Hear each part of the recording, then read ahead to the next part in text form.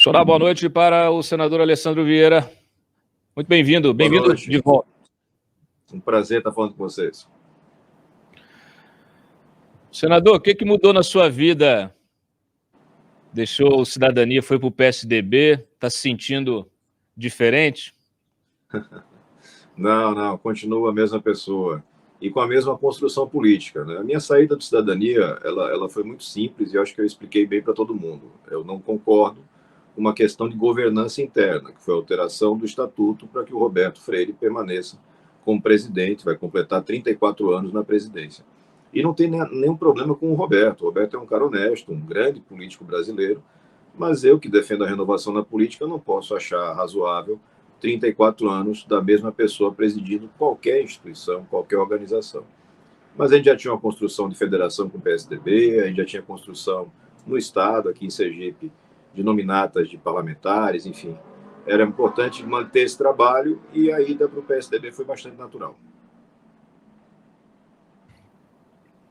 Bom, essa mudança também veio seguida de um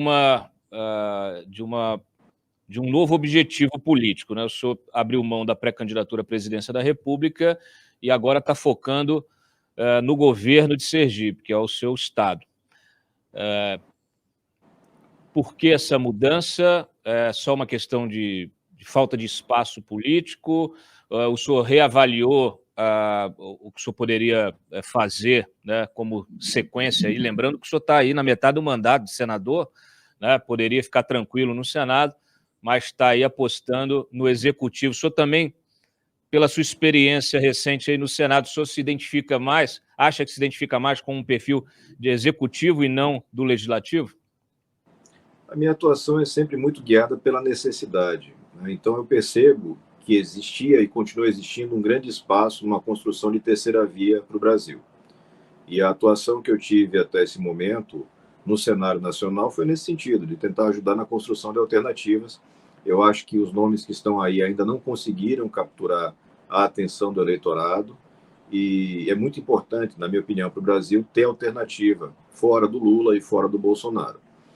E, do mesmo jeito, eu tinha aqui em Sergipe, tenho em Sergipe, uma demanda muito grande. Então, amanhã a gente tem uma reunião plenária com a federação, ou seja, afiliados do Cidadania, do PSDB, para ouvir novamente essa turma toda e entender se é isso que o Estado pede, que a gente tem um espaço, que tem uma necessidade. Sergipe tem o mesmo grupo no governo há muitos anos, são mais de 2 décadas do mesmo governo, com péssimos resultados. Então, existe uma ansiedade por mudança, a gente vai ouvir as pessoas e tomar a decisão que seja mais adequada e que siga aquilo que o grupo entende como mais importante. A gente está fazendo o acompanhamento dessas pesquisas, né? E percebe aí no cenário nacional, depois a gente fala do cenário regional, tá? Porque eu divulguei, inclusive, aqui pesquisas do Instituto, uma pesquisa do Instituto Paraná, feita lá em Sergipe, mas era uma pesquisa feita antes do anúncio, do seu anúncio ao governo. Não sei se tem alguma outra pesquisa para sair que a gente possa mencionar. A gente sabe que a gente tem algumas regras, né, a seguir nessa questão de pesquisa quando já estamos, né, numa pré-campanha. Mas no plano nacional, nós percebemos a consolidação desse cenário de Lula na liderança, com o Bolsonaro revertendo a tendência de queda, né, mas ainda com uma dificuldade de ameaçar, né, essa liderança do Lula. Por outro lado, o que a gente percebe é um estreitamento do espaço da terceira via, ou uma cristalização ali, um pequeno recuo e uma cristalização onde não há nenhuma novidade. Era um cenário... Não era o cenário que nós gostaríamos, né? Inclusive, não era o cenário previsto no fim do ano passado. A gente tinha uma expectativa, né, de que uma candidatura como a do Sérgio Moro chegasse a 15%. Na verdade, ela recuou. Como é que o senhor vê esse cenário? O senhor acha que ainda tem espaço? O que precisa mudar? Isso decepciona um pouco, né? Porque parece que o eleitor não entendeu ainda a tragédia que se coloca à nossa frente. A política brasileira hoje, isso vem desde antes de 2018, se divide em dois sentimentos, né? O petismo e o antipetismo. Aquelas pessoas que querem, no momento, a volta do Lula, porque confiam no Partido dos Trabalhadores, no seu histórico, e não ligam para aqueles escândalos todos de corrupção que nós enfrentamos, nem para a crise econômica absurda que sofremos no governo Dilma, e os que são contra esse sentimento, a oposição total, né? Não querem o Lula de volta e não querem sob nenhuma hipótese. Desse pessoal todo do antipetismo, ainda hoje, Bolsonaro se mostra como o nome mais competitivo. Isso gera uma espécie de corrida do voto útil. Eu não quero Lula, então eu corro para Bolsonaro. Eu não quero Bolsonaro, eu corro para o Lula. O desafio da terceira via é cumprir etapas de construção política que não aceitam atalhos, não tem milagre para se fazer. A gente tem que trabalhar, e a gente continua trabalhando, numa integração dessas candidaturas, tentando conversar com todos aqueles que aceitam o diálogo. Então, eu sempre dizia, isso vai do Ciro Gomes até o Felipe do Novo, mas hoje eu tenho que dizer que o Ciro não participa desse tipo de debate, o Ciro normalmente faz a escolha pelo antagonismo, pela agressão a pessoas e a grupos partidários com os quais ele poderia marchar mais adiante, até mesmo no segundo turno. É uma escolha política dele, a gente respeita, ainda que não concorde. A tendência, e os três partidos têm se manifestado nesse sentido, a tendência é que MDB, PSDB e União se juntem e lá, em meados de junho, um pouquinho antes, possam definir um nome consensual. Todos os envolvidos já se manifestaram sobre o tema e todos eles manifestaram a disponibilidade de abrir mão dos seus nomes, se isso for o que as pesquisas, o que os critérios apontarem, né? Eu acredito que a gente vai ter mudança nessas pesquisas conforme se comece uma caminhada mais incisiva de pré-campanha, você tem uma concentração maior nos nomes. No caso específico, a gente ainda tem, falando de União, MDB e PSDB, nós temos o João Dória, é o candidato do PSDB Cidadania, ele passou por um processo de seleção interna, foi ele o vencedor. Você vê várias tentativas de reativar essa discussão, que eu entendo como equivocadas. A democracia passa pelo cumprimento de compromissos. Então, se eu combino com vocês do antagonista uma regra do jogo, se o resultado do jogo não me agradou, não posso sair rasgando a regra, chutando a mesa e querendo começar tudo de novo. Assim não se faz democracia. E uma parte dos nossos problemas vem da eleição onde não houve aceitação do resultado da vitória da Dilma Rousseff. Mas todo mundo que está mais ligado em política lembra disso. Ele não pode repetir esse erro. Então, da parte do PSDB, Cidadania, o candidato se chama João Dória, governador de São Paulo, tem seus méritos e foi escolhido pelo partido. Mais adiante, nessa formação de coligação com o MDB, que apresentou o nome da Simone Tebet, que é uma grande senadora, uma política com uma carreira muito interessante, e o tipo de personalidade que o Brasil precisa conhecer melhor, que certamente conhecendo melhor, teremos uma transferência de intenção de votos para Simone, assim quando o Brasil conhecendo melhor os resultados do governo de São Paulo, provavelmente teremos uma reversão da rejeição e um aumento da expectativa de votos de João Dória, mas separados, naturalmente, eles não chegarão ao patamar de 20, 25 pontos, que deve ser o mínimo para chegar no segundo turno. Então, a etapa política que a gente tem que cumprir agora é união entre os partidos, e só vai acontecer mais adiante, depois que acabar a janela, depois que se definir o quadro regional. Não adianta imaginar que a gente vai conseguir fazer antes, e esperar que o brasileiro tenha direito de escolher fora dessas duas escolhas desastrosas que são Lula e Bolsonaro, cada um com suas características, eles não são iguais, mas se aproximam muito em alguns defeitos. Essa coisa de deixar para mais adiante, o eleitor, a imprensa, quer dizer, o político, parece que cada um tem um timing diferente, né? O que é absolutamente natural. A gente tem aqui essa ansiedade porque parece que quanto mais tempo se perde nessa pré-campanha, mais difícil, menos tempo se terá, né, para um possível acordo em torno de uma candidatura única. Mas vocês pensam diferente, né? A construção política não aceita atalhos, não tem mágica para dar. Hoje, todo presidente de partido está preocupado em estruturar para ter a maior bancada possível, o melhor resultado possível em outubro. Esse é o fato do momento. Como nós estamos vivendo sob um governo desastroso, o governo Bolsonaro é um desastre. É um desastre diário. A gente fica aqui brincando até com a equipe que seria muito bom se ele pudesse parar um pouco para concentrar num projeto ou outro que para a gente é mais relevante, mas não dá porque o governo faz uma bobagem a cada dia e aí tem que ficar correndo atrás, cobrando fiscalização, cobrando atuação, tentando tapar assim esses buracos todos que vão surgindo. Essa ansiedade a gente entende, a gente respeita a ansiedade, mas ela não vai fazer com que o processo político seja mais rápido do que pode ser.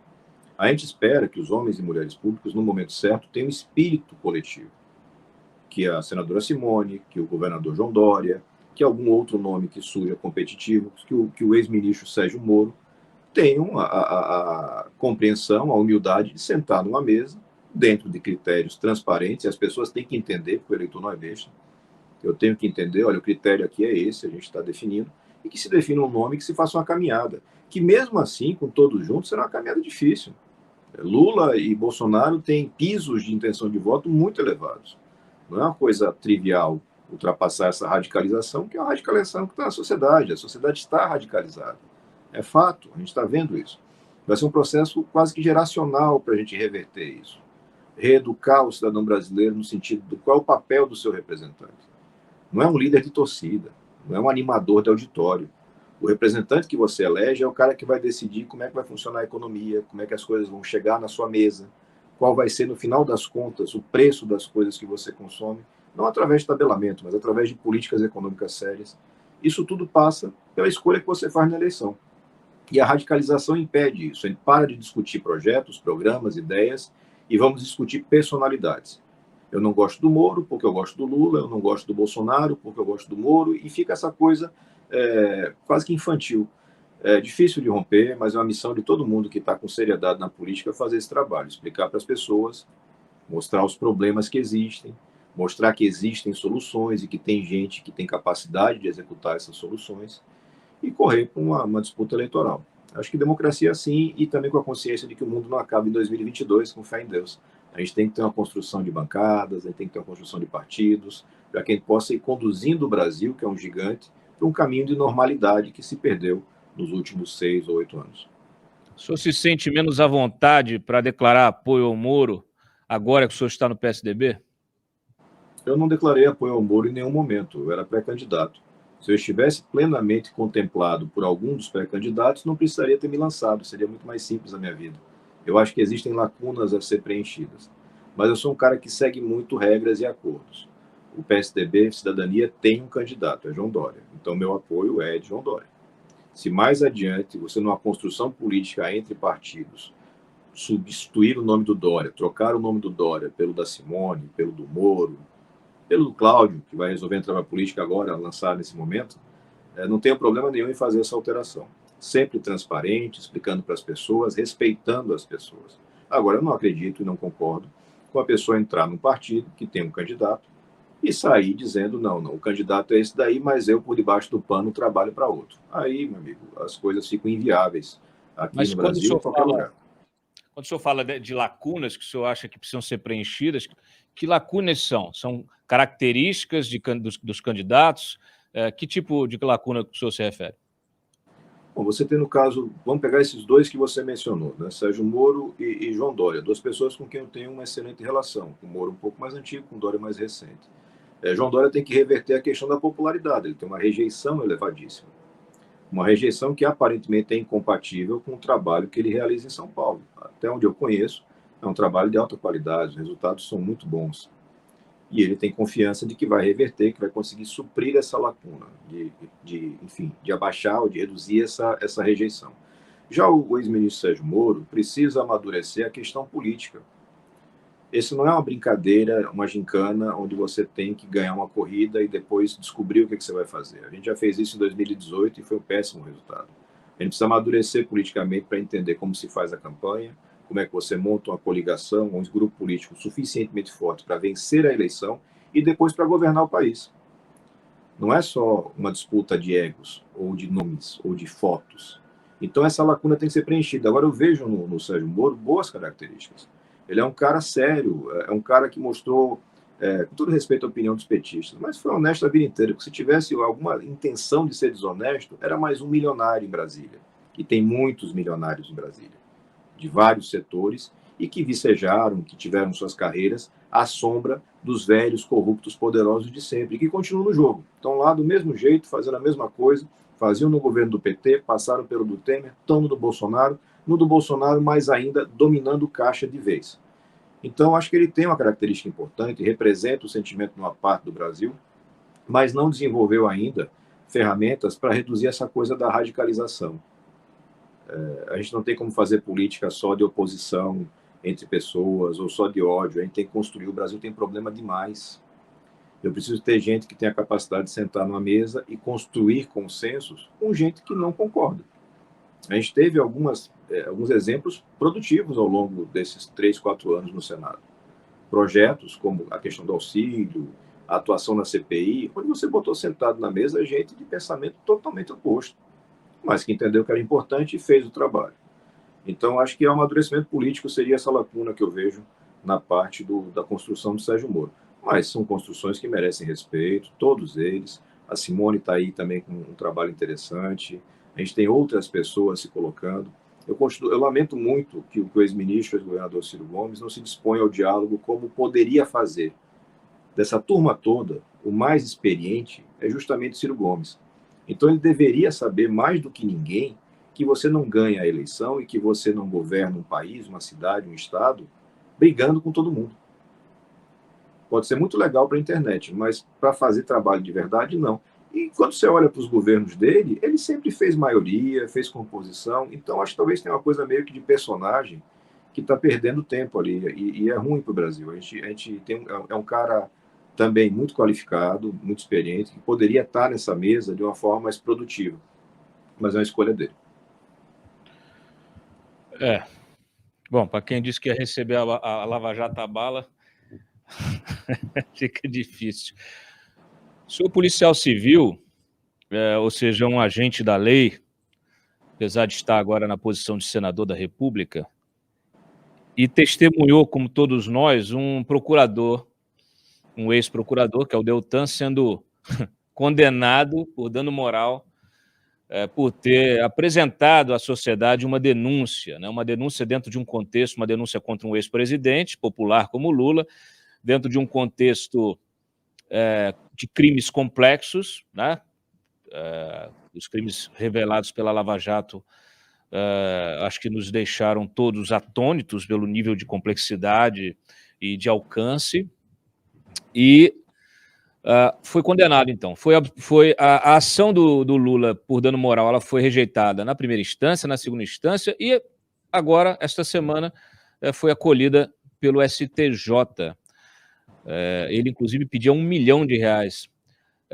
Como é que o senhor vê essa decisão? O senhor concorda com ela? O senhor acha que tipo de efeito que isso tem para baixo, nos demais agentes da lei? Será que agora as pessoas esses agentes estão confortáveis a cumprir a sua missão, correndo o risco Eu manifestei, Cláudio, sobre essa decisão.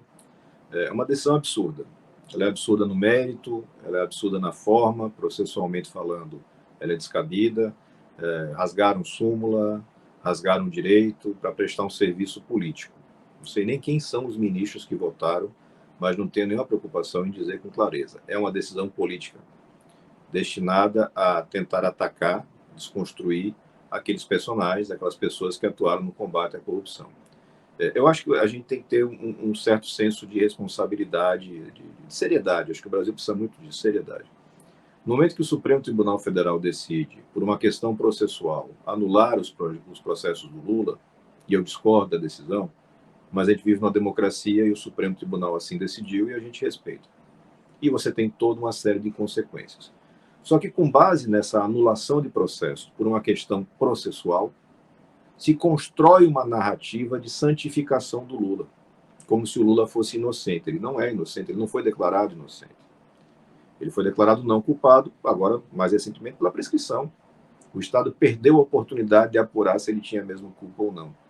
E isso tudo aconteceu por uma decisão do Supremo, naquele famoso habeas corpus, ficou na gaveta do Gilmar Mendes por 2 anos, esperando um momento político mais oportuno para fazer. Quando você tem esse tipo de decisão, e ela infelizmente repete um roteiro que a gente viu na Itália, depois da Operação Mãos Limpas, você tem um desestímulo para qualquer operador do direito que atua nessa área. Polícia, judiciário, Ministério Público, auditores do fisco. Todo mundo entende que o Brasil voltou lá para a década de 80 do século passado, onde qualquer pessoa que se ousava, que tinha ousadia de tentar investigar ou denunciar um poderoso, era duramente perseguido. Essa é a realidade que nós temos hoje. É de vingança, é de perseguição, é de tentativa de fazer com que as pessoas que trabalham no setor tenham o seguinte entendimento: não te mete aí, porque você vai se arrebentar. Eles vão arrebentar sua família, eles vão arrebentar seu patrimônio, eles vão tomar o seu emprego. Esse é o recado que o sistema está dando. E é triste você saber que quando nós chegamos lá em 2018, a gente estava muito perto de uma mudança mais estrutural no Brasil. A gente tinha uma sequência de fatos, de casos, que tinham mostrado o que é de verdade a corrupção no Brasil, o quanto ela é enraizada, o quanto ela é poderosa, os problemas que ela causa. Só que o resultado daquela eleição, infelizmente, contribuíram para destruir todo aquele trabalho. Muito rapidamente, eu sou testemunha disso, eu estava lá no Senado, estava vendo de perto. Muito rapidamente, Bolsonaro se juntou com o PT e com a parte do Centrão para desarticular tudo, para destruir os aparatos de combate à corrupção, para destruir a lei de improbidade, para aumentar e facilitar as questões de prescrição, para reduzir a eficiência do COAF. Tudo isso foi feito nesse governo, que foi eleito para combater a corrupção, mas que, no final das contas, só piorou o quadro. Então, sempre que a gente faz esse tipo de fala, a gente consegue desagradar petistas e bolsonaristas. Parece que é um karma. Mas eu não tenho o direito de não falar a verdade para as pessoas. A gente tem que falar a verdade. A verdade é essa. Em 2019, no primeiro semestre, para quem estava com os olhos abertos, já tinha ficado muito claro que era tudo farinha do mesmo saco, que estavam atuando do mesmo jeito e que o Brasil ia sofrer muito como está sofrendo. Para reconstruir isso, infelizmente, eu acho que a gente vai ter que fazer uma jornada longa, que passa por escolher bons deputados, bons senadores, isso é essencial, que passa pelo judiciário, a parte mais consciente do judiciário entender que tem uma série de mudanças que são flagrantemente inconstitucionais e que têm que ser combatidas. O principal exemplo, o orçamento secreto, uma inconstitucionalidade absurda, desvia totalmente o princípio básico de isonomia no trato da coisa pública. E aí, reconstruir o Brasil. Não vai ser agora, não vai ser rápido, mas vamos fazer esse trabalho. Aí eu lhe pergunto o seguinte: o senhor está mencionando uma coisa que eu sempre falo aqui, a importância da eleição para o Legislativo, né, para a Câmara, para o Senado. E o senhor acabou de corroborar essa importância, porque passa pela eleição de bons senadores, bons deputados, você começar esse processo de mudança cultural da política, né? Mas o senhor está o senhor está querendo sair do Senado no meio do mandato para virar governador. Aí a expectativa que o eleitor tem de ter o senhor lá com mais alguns que chegam, agora a gente já pode perder o senhor para o governo lá de Sergipe. Não que o Sergipe não precise, né, de um político honesto lá, mas não deixa de ser uma contradição. Isso te deixa numa situação aí, o senhor se questiona sobre isso? Eu acho que na vida em geral e na política em particular, a gente tem que ter humildade de saber que não é insubstituível e nem é salvador da pátria. O que o Brasil precisa não é de heróis, o Brasil precisa de grupo, de cultura mais qualificada, de gestão, de parlamento. E a preocupação que eu tive desde o início do mandato foi ter comigo o primeiro suplente, que é o Fernando Prado, que é um rapaz jovem, honesto, integrado nas mesmas causas, integrado no mesmo trabalho, com um perfil diferente do meu. Ele é mais jovem, não é policial, é ligado mais à questão agrícola, à questão do campo, mas que tem a garantia de ser um cara que vai fazer um trabalho parecido, no estilo, claro, que cada um deve ter. A gente tem, na política em geral, e aqui no meu estado em particular, uma coisa que é desse personalismo excessivo, né? Só eu resolvo, só eu posso fazer, não abre espaço para ninguém. E eu não acredito nisso. Acho que a gente tem que abrir espaço para as pessoas, a gente tem que chamar mais gente, a gente tem que estimular, né, para fazer o enfrentamento. Só que passa muito por uma construção de grupo. Então, a decisão de uma candidatura em Sergipe, uma pré-candidatura em Sergipe, ela vai ser tomada pelo grupo aqui no estado. Se o grupo entende que é necessário ter a minha presença, eles terão. As pesquisas hoje em dia, aquelas pesquisas que a gente faz para consumo interno, mostram que existe uma demanda muito grande por uma mudança em Sergipe, considerando que o grupo que está aqui está há muito tempo e os resultados não são bons. Mas a gente vai ter que colocar, nessa próxima eleição, mais gente honesta e qualificada no Senado e na Câmara dos Deputados. Eu não tenho nenhuma preocupação com a questão ideológica. Você conhece um cara honesto e qualificado de esquerda, pode votar nele. Você conhece um de direita, que também seja honesto e qualificado, vote. O importante é a honestidade e a qualificação, que daí a gente senta na mesa e resolve os problemas. Quando o cara é desonesto, quando o cara não tem qualificação, aí não tem santo que resolva. E aí você pode votar para presidente da República no Papa Francisco. O Papa Francisco vai sentar na cadeira dele no Planalto e vai ter que lidar com orçamento secreto, Arthur Lira, Ciro Nogueira, e o Papa vai fazer o quê? Ele não pode nem recorrer, que ele vai recorrer para ele mesmo. Não tem solução. A solução é votar melhor, é escolher melhor, entender mais como funciona a política, coisas como orçamento público, como programas de governo. Por que é um absurdo ter um ministro no MEC que distribui recursos com base em interesses pessoais ou em propina?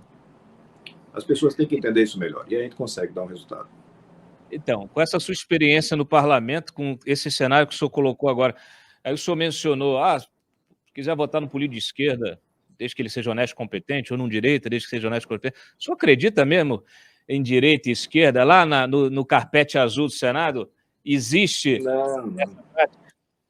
Olha, eu vou lhe dar um exemplo concreto. O voto decisivo para a manutenção do orçamento secreto foi do PT. Foi do senador Rogério Carvalho, do PT de Sergipe. Durante todo o caminhado que nós tivemos lá, a caminhada que nós temos lá no Senado, no Congresso como um todo, fica muito claro que a construção de projetos, de pautas, de interesses, não está focada em questões ideológicas. Ela muitas vezes atende mais a interesses corporativos, outra hora interesses econômicos, e falta muitas vezes para os parlamentares capacidade, preparo para entender a consequência daquilo que eles estão fazendo. Então agora a gente está discutindo uma reforma tributária. É preciso ter qualificação.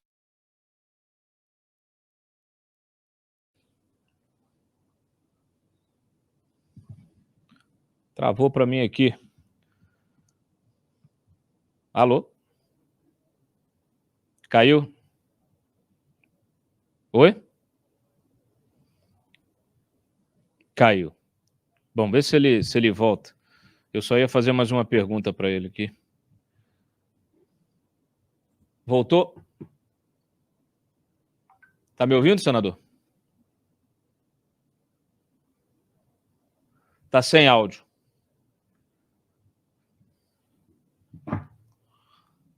Tá sem áudio. Olá, tá me ouvindo, Cláudio? Agora sim, agora sim.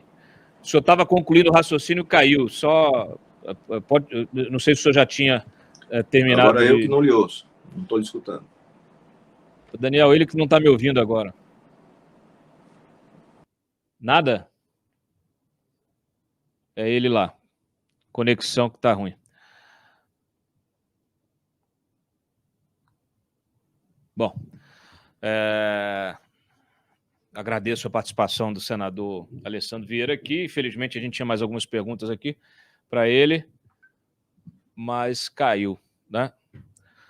Ô, Daniel, por favor, se retornar, verifica se está tudo funcionando, aí põe ele aqui mais um pouquinho para a gente falar, né? Só para concluir, para não ficar assim, né? Sem dar tchau. Tá aí? Vê se está funcionando. Vendo bem agora? Me ouve, Cláudio? Eu te ouço. Você está me ouvindo? Agora sim. Ah, bom. Então, o senhor estava terminando, concluir o raciocínio. Eu acho que a gente já falou mal de tanta gente aqui que cortaram a internet, Cláudio. Eu acho que a gente já falou verdade demais. Não, a grande questão talvez seja isso. A gente falava... tem que entender. A gente estava falando, só para o pessoal que estava aqui, que de repente possa ter perdido a linha de raciocínio, a gente estava falando justamente se essa história de direita e esquerda se existe mesmo ali no vamos ver da política no dia a dia, né? Não, muito pouco. As questões são muito mais corporativas, interesses econômicos. A ideologia tem pequeno espaço, acho que no mundo como um todo e no Brasil mais ainda. Por isso, a minha insistência, honestidade, qualificação, aí tudo se resolve. Tudo se resolve. É um prazer, por exemplo, trabalhar no Legislativo com o Paulo Paim, do Rio Grande do Sul, senador já, acho que 18 anos, alguma coisa assim. Um cara que é ideológico, ele é um cara de esquerda, efetivamente, mas que trabalha abnegadamente, que chega cedo, que discute qualquer pauta, defende os interesses que para ele são mais relevantes, e sempre com muito equilíbrio. Então não tem problema nenhum. Como é muito bom trabalhar com o Ariovisto, que é um grande empresário, é um cara claramente de direito, do Podemos lá do Paraná, e que da mesma forma é trabalhador, chega, argumenta, conversa. Você consegue casar esses dois mundos, se tiver boa fé das pessoas. O problema é quando é um malandro ou quando é um desqualificado. Aí nem o Papa Francisco resolve. O senhor como na sua posição, com a sua postura, a sua condução aí do dia a dia na política no Senado, o senhor se sente minoria? O senhor consegue...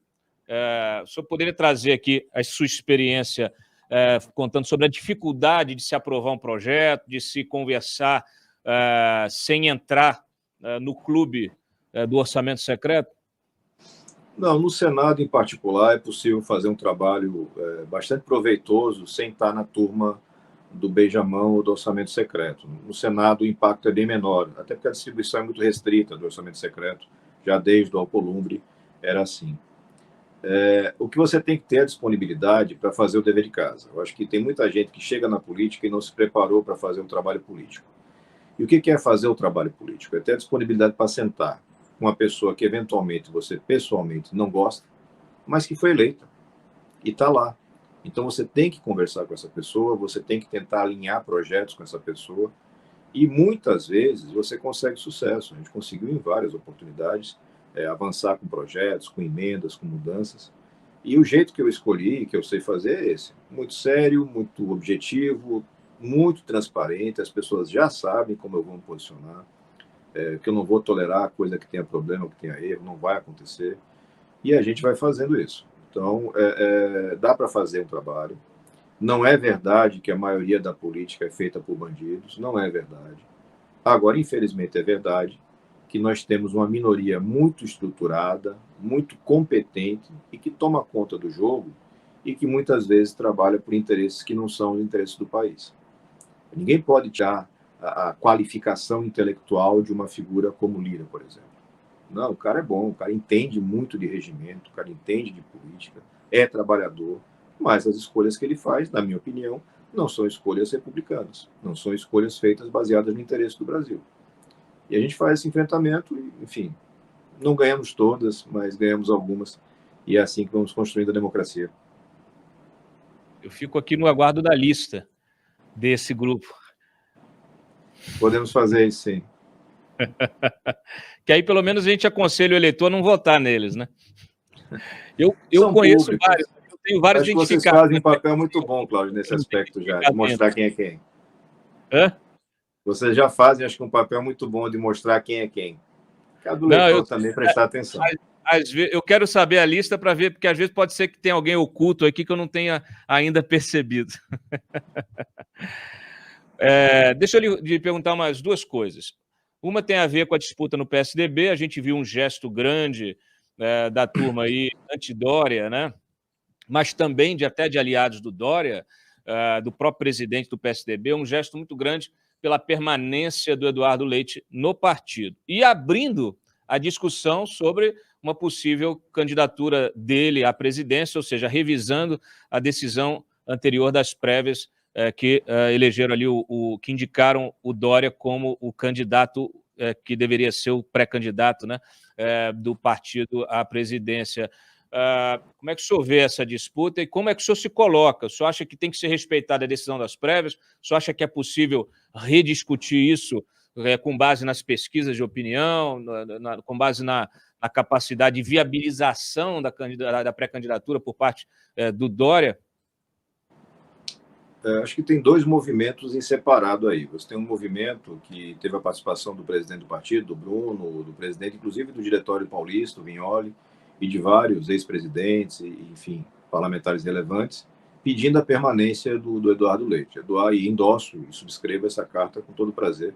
Eduardo é um grande governador no Rio Grande do Sul, tem uma carreira muito bonita na política e muitas qualidades pessoais para atuar como vem atuando no estado do Rio Grande do Sul, enfim, no cenário nacional. E um segundo movimento, e esse não tem o respaldo do presidente do partido, de outras pessoas, que tenta revisar o resultado das prévias. Eu sou contra mexer em resultado daquilo que foi combinado e acordado publicamente.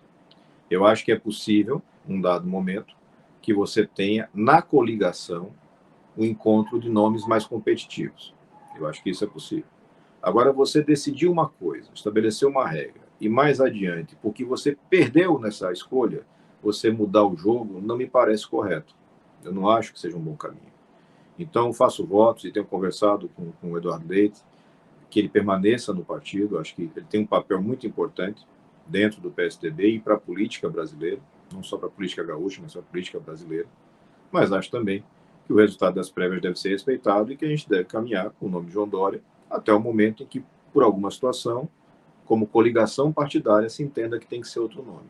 Hoje partem todos do mesmo patamar. Não tem ninguém aí que possa destacar a ponto de bater na mesa e dizer que tem que ser o dono da bola. Essa bola ainda está em disputa. Claro. Vamos dizer que a candidatura do Dória prevaleça e que ele, inclusive, seja o candidato da terceira via e, em determinado evento de campanha, chame para o palanque o Beto Richa. O senhor subiria no palanque junto com o Beto Richa? Pergunta da Mariana aqui, nosso espectador. Provavelmente eu vou estar muito ocupado em Sergipe para ter que ter essa decisão. Acho que não vai ser necessário. Eu não sei em que pé andam os processos do Beto Richa. Não tenho como definir essa situação assim. Mas uma coisa que eu tenho como convicção, e aqui todo mundo sabe em Sergipe, é não subir no palanque com ninguém de ficha suja. Então, eu não posso opinar sobre a situação do Richa, não conheço. Mas é provável também que eu não tenha que fazer essa escolha, porque vou estar muito ocupado em Sergipe. Deu sorte, hein? Senador Alessandro Vieira, muito obrigado pela participação aqui no Papo Antagonista. O programa permanece aberto para futuras conversas. Um abraço para vocês aí, um bom restinho de semana. Maravilha, boa sorte no seu pleito. Tchau.